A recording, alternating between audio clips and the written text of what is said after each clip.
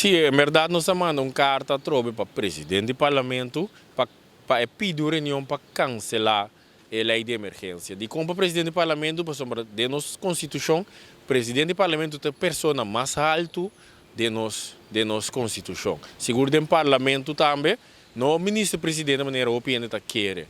Então, riba mês, segundo nosso regulamento de ordem, podíamos uma reunião riba mês. Então, no caso aqui, artigo 4 da lei de emergência, aqui, inciso 1, está dizendo que o parlamento, por no momento que chama e cancela a lei aqui. Isso aí também é algo que o servidor para que na mesa brinca para vender a lei, mas por menos não tinha saque da lei mês.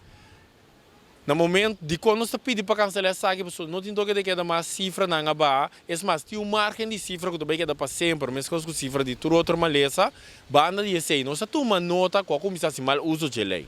Tem comunicado no governo de famoso time de meio, que também se conhece controle basari belei aqui. A do botar escrever com a coxina sushi, ainda se encarte de cor de gemen, antes que hidei, tem de lei passa isso aqui não, sempre tá tem lei, não lubi da alguma trapolis, mas se tu tipo de trabalho não aqui. Que mas quando nós está com uma lei de emergência começasse outro custo não com pois não tem mister, pois nós petição para cancelar a lei aqui, porque ingrepo, pisada em privacidade, de autonomia, democracia e também liberdade ainda, a do bang lagi país como se trai normal, mas nem se trai.